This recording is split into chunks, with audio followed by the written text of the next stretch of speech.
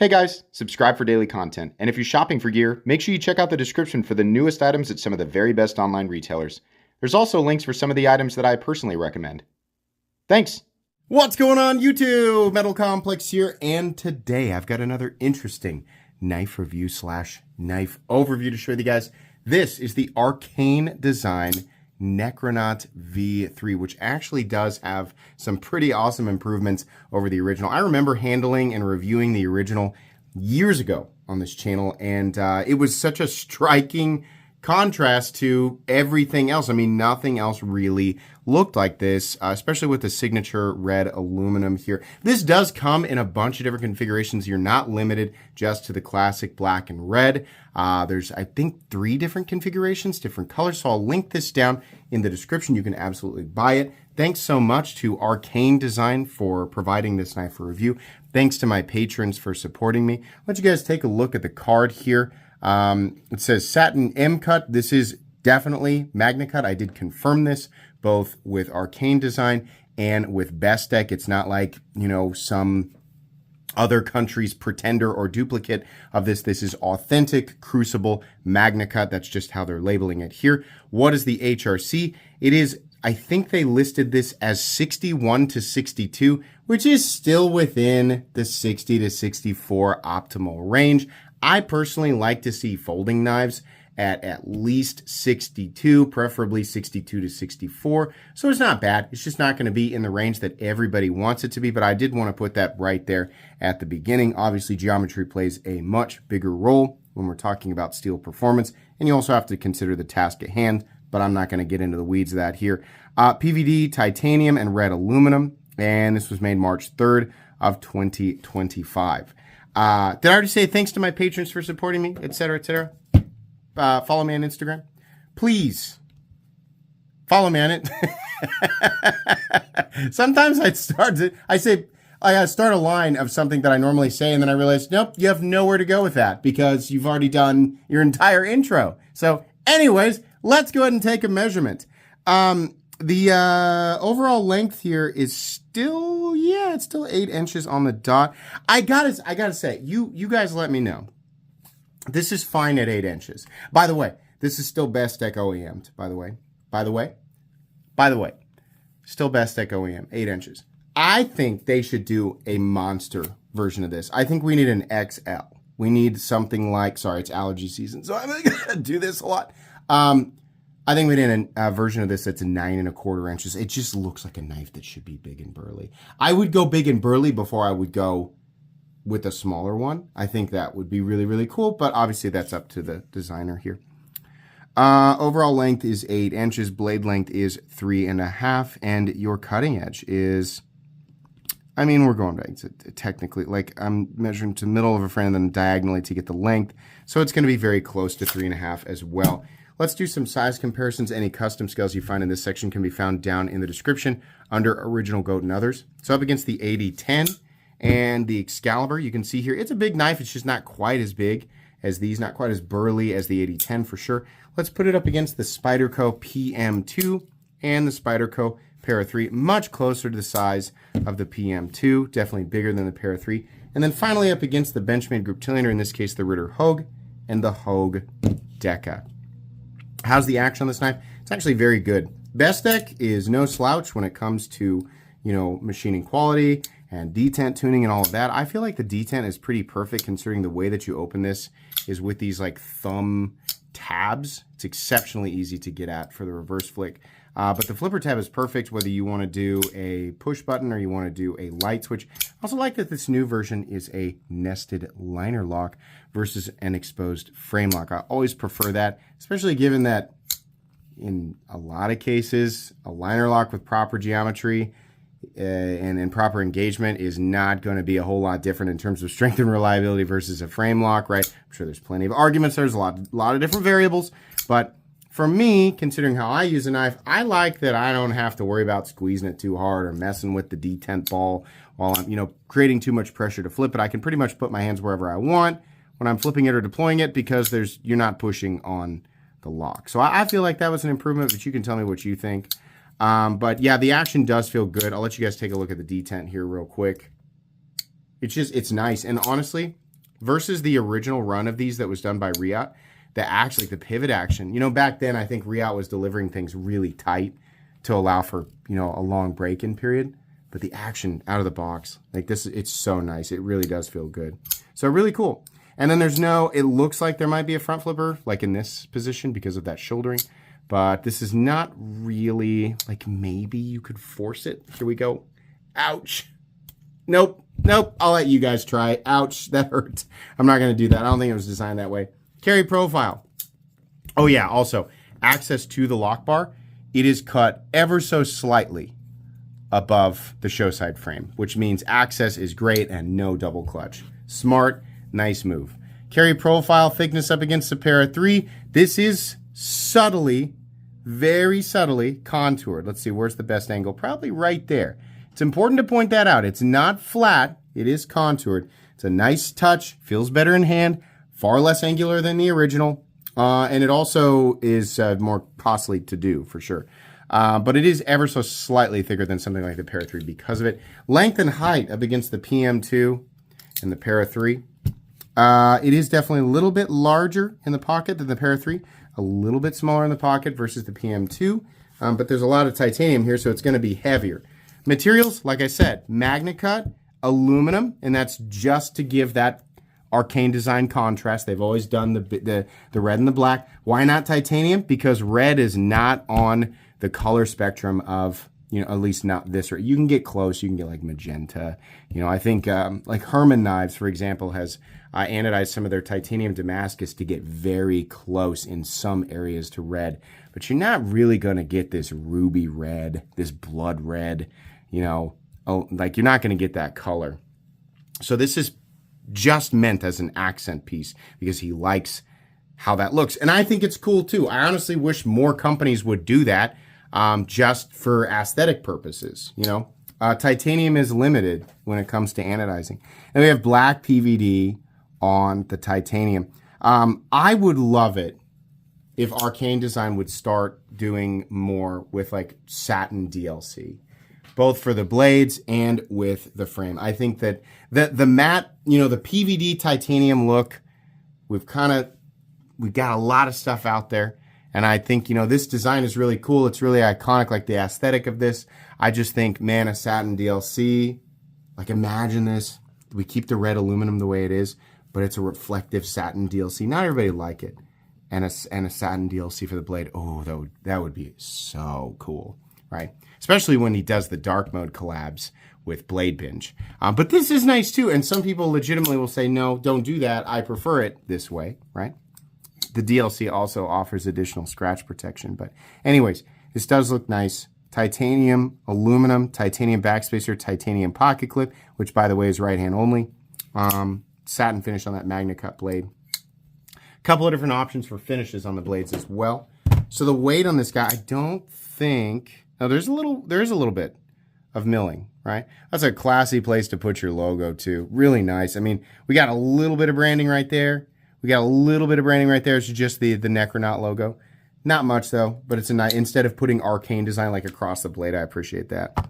Weight, 4.7 ounces, not bad. Not perfect ratios, but not bad at all. As far as the total amount of object carried in your pocket, balance is right there behind where the pivot would be. You can see that it's over here, which we're going to talk about, the placement of that pivot.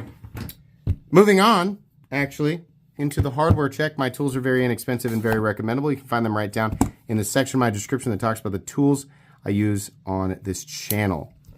Really cool move, making no hardware visible on the show side. It's all on the non-show side, and then the pocket clip screw is underneath. So you really just have a couple of T8 screws for the frame, and then you have a T8 screw for the pivot and no visible show side hardware, which is really, really cool. That pivot's probably going to go through to the steel nested on the other side. And then this is held on, probably it's like a sheath, like that's would be my guess. But either way, that pivot should release that. And then these aluminum scales are separate, of course, from the titanium. The seam actually is almost like you can't really feel the transition. But the way that they did this, my point, however it attaches, it is complete, like it is 100%, able to be deconstructed. But the no visible hardware thing on the front side is really, really cool. These screws back here are going to be threaded into the titanium, which is totally fine, by the way. All you need is, just like 3 threads in there. But that's a really, really classy, really awesome way of doing that. I love that. It minimizes the hardware. It doesn't reduce it in terms of strength, reliability, or anything like that. As long as you have the right tools for the job, you should be good to go. Let's go ahead and measure the blade stock thickness. I'm going to guess that's 140, maybe 150. Ooh, even thicker. That's 153 thousandths there. So a little thicker than the average at about 135. Nothing too insane though. All right, moving on to the meat and potatoes. The biggest difference here between this and the old one, outside of the fact that this is now a liner lock, is the ergonomic comfort. This is night and day versus the original, and I've handled a few different versions of the Necronaut, as well as almost every knife that he has come out with. His designs have just gotten more comfortable and more EDC oriented over time, in my opinion, without sacrificing that super original look, right?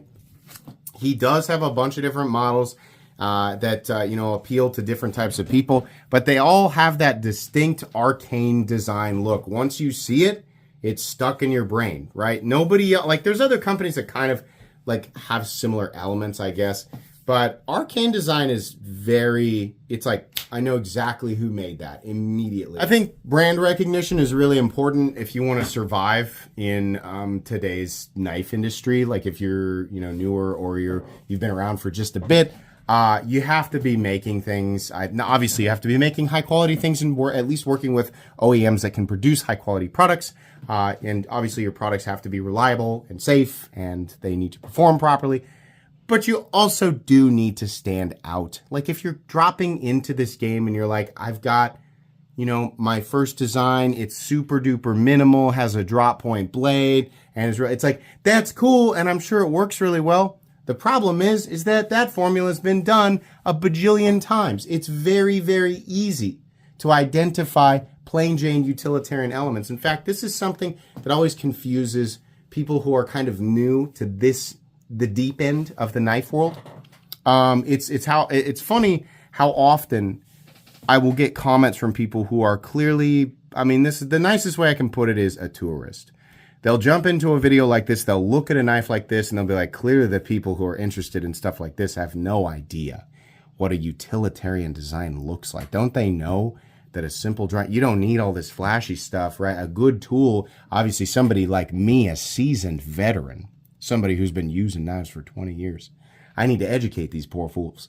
The irony, right? The irony is that we have become so bored with that, the most common end, the shallow end, the kiddie pool that is the knife industry. There is so much that is straightforward, utilitarian, right? We want a baseline of that, but also put the sauce on it, especially at this price point. Arcane Design does a good job of that. It's like, yeah, I can make like your plain Jane straightforward, your buck 110, your bug out, right? I could make that, but I want to make it cool aesthetically, put some bright, flashy colors on it, and do a super aggro, crazy tanto, even if it is a bit more work for the end user to maintain those edges, right?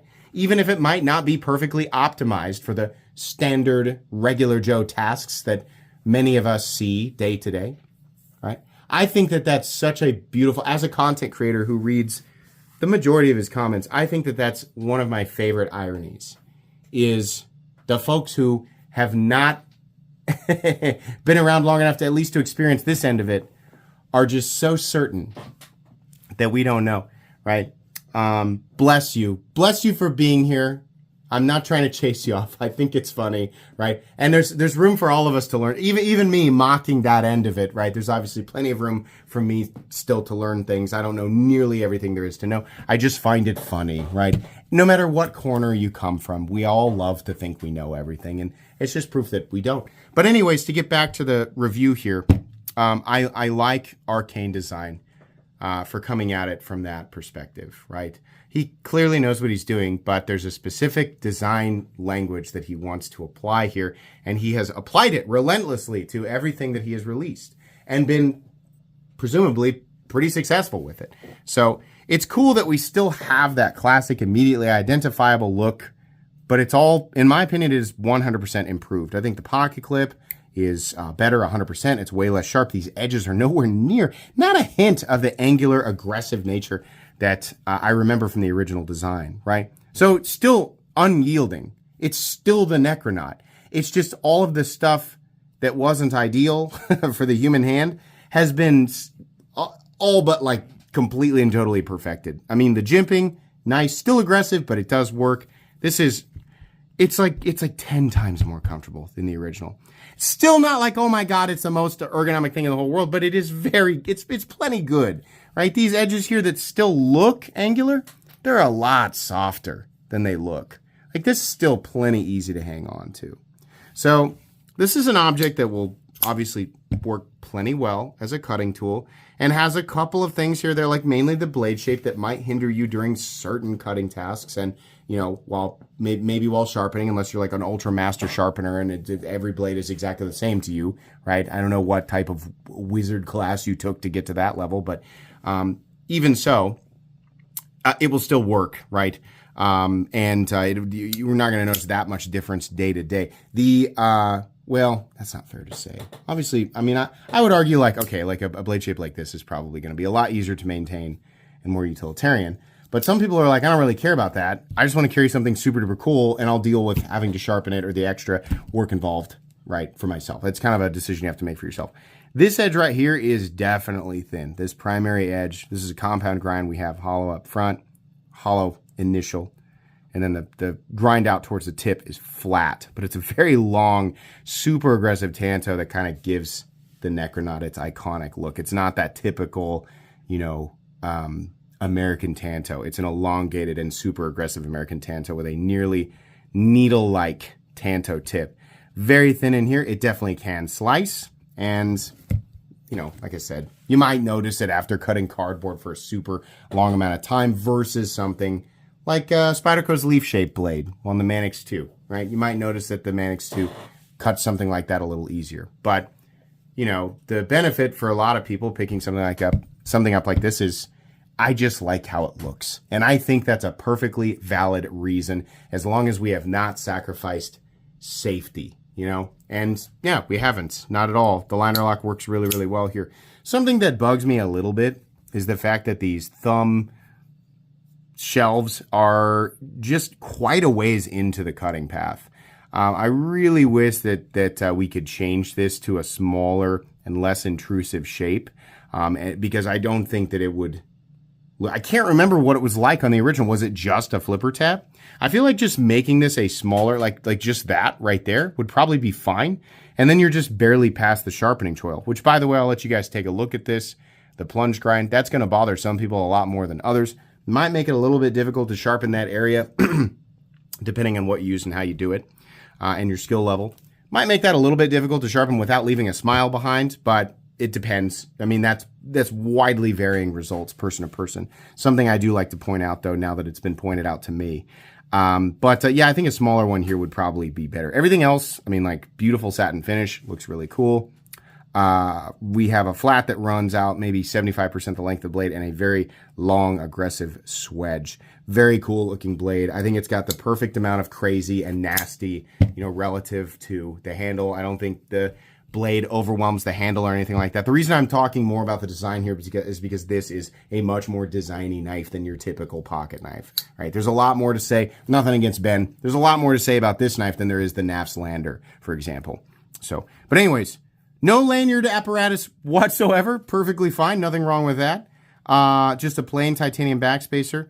Pocket clip, like I said, absolutely, completely, and totally superior to the pocket clip that I remember from the original. There is no relief cut because it's a liner lock. It's not a frame lock, so you don't have to fight around that. In and out of the pocket, great. Carry depth, right about here. Not too much sticking out. Wish we had an option for lefties. It's not a symmetrical clip, but certainly could have been, and I think it would have been fine. I mean, like, people would argue with me there. The clip is meant to follow the lines of the knife, right? And it does that. It does look really nice. I always wish that we had an option for lefties, though, even if it is a mirrored clip and an option to, you know, like maybe an invisible filler tab. A filler tab with screws on the inside or something like that. That'd be very hard to see. Might have been cool. Obviously would cost them more money. We have the stop pin located in its traditional position with a lot of shouldering, no blade play, up, down, left to right, no lock stick, no double clutch, no pivot lash, smooth and consistent in here, no bumps, lumps, grits, or anything like that. Very good.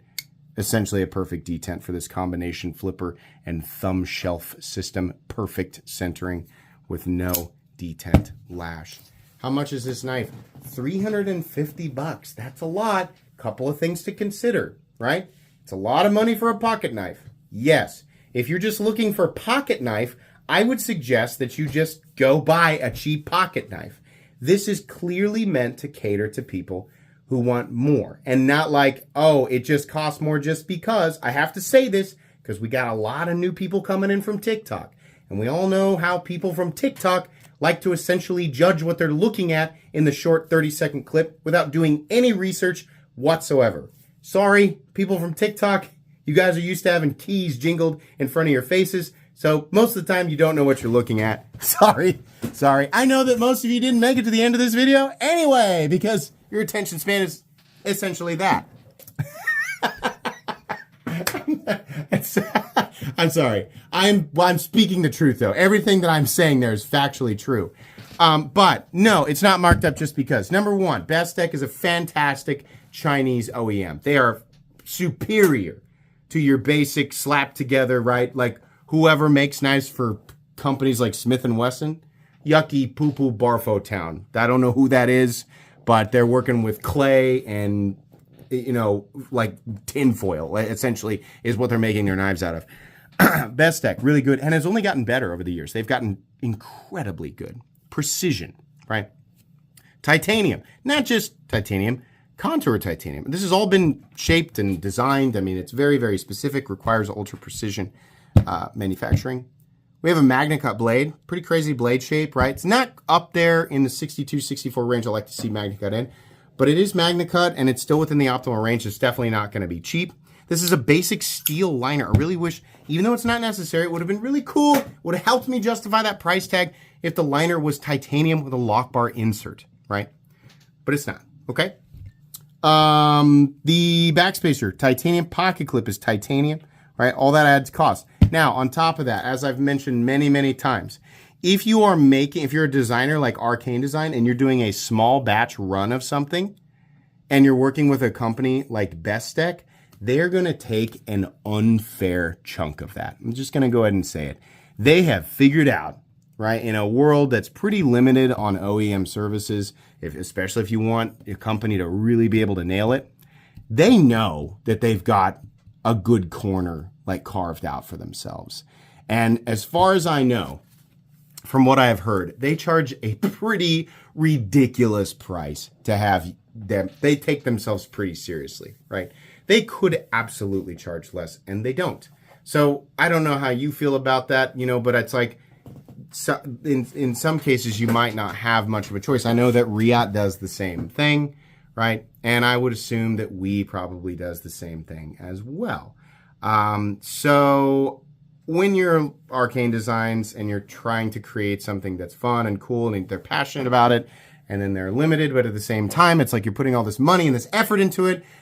Arcane Design is not a charity, and neither is Bestech. They are businesses.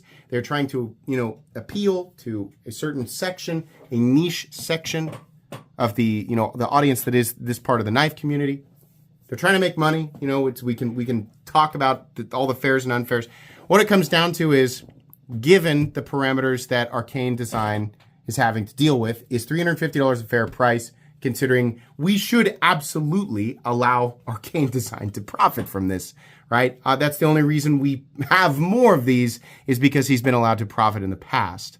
So we have to be fair about this. $350. Well, if Bestech charged what they should charge, then it would be a lot easier for Arcane Design to charge what I think would be fair for this, which is about $275 to $300. $300 absolute max. This does do some extra cool stuff, right? If you reduce it to liner lock, titanium scales, MagnaCut, right? Well, then sure, then you can draw a picture of a much less expensive knife. But that's not really what we're comparing. There's obviously some extra effort here. So I would say it does deserve to be there. I think that extra $50 is just best at going, that'll be an extra $50 just because. You just have to deal with that with your pricing.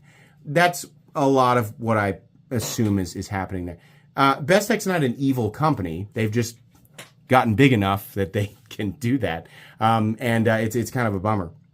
So now the people who are super duper into Arcane design, they'll look at that price and go, okay, I want this. It's really cool. This is absolutely a step up and an evolution of the original. If you liked the original and were irritated by, some of the things that I picked on and other, reviewers picked on, you'll love this. You'll absolutely love this knife. To be honest with you, I don't think the original was priced a whole lot differently. And what was that, 5 years ago? 4 years ago? Obviously a totally different world, different economy back then. A lot of things have changed. Not priced that much differently, and this is easily a superior product. Easily, despite the fact that they were made by Riot originally. This, compared to what Riot was putting out back then for, this product, I would take this one. This is way better, right? So ultimately, at the end of the day, if you're considering this, you made it to the end of this video, you have to ask yourself, am I willing to pay $50 over what Metal Complex considers fair? And then run it against what you would consider fair. You have to make that decision for yourself.